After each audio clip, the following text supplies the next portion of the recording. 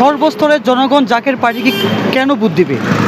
আমরা যদি ইতিহাস দেখি তাহলে আমি এটা বলবো যে স্বাধীনতার পর থেকে 54 বছরে বাংলাদেশে কোনো সুষ্ঠু নির্বাচন অনুষ্ঠিত হয় নাই।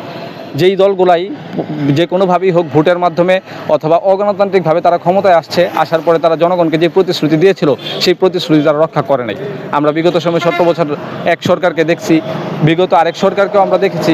তো জাকের পার্টি পরিবর্তনের শপথ নিয়ে তারা দেশবাসীর কাছে এই মেসেজটি দিতেছে যে জাকের পার্টিকে যদি দেশের জনগণ নির্বাচনের মাধ্যমে বা যে কোনো নির্বাচনের মাধ্যমে যে জাকের পার্টিকে দেশের জনগণ ক্ষমতায় নিয়ে যায় বা দেশকে পরিচালনা করার জন্য দায়িত্ব অর্পণ করে, তাহলে জাকের পার্টি একটি পবিত্র পার্টি। জাকের পার্টির মহামান্য চেয়ারম্যান, যিনি জাকের পার্টির চেয়ারম্যান, তিনার সম্পর্কে দেশবাসী যতটুকু জানে এবং আমরা যতটুকু জানাতে চাই যে ওনার এই 36 বছর রাজনৈতিক ইতিহাসে কোনো ধরনের টেন্ডারবাজি, কোনো ধরনের কলঙ্ক, যেই কলঙ্কগুলো, যেই ধরনের অপরাজনীতি আমরা অন্য নেতাগুলোর সম্পর্কে জানি বা আমরা দেখছি প্রত্যক্ষভাবে, এগুলো ওনার সম্পর্কে না। যেহেতু উনি একজন ভালো মানুষ, তো একজন ভালো মানুষ যদি ক্ষমতায় যায় অবশ্যই দেশ তিনি ভালোভাবে পরিচালিত করতে পারেন।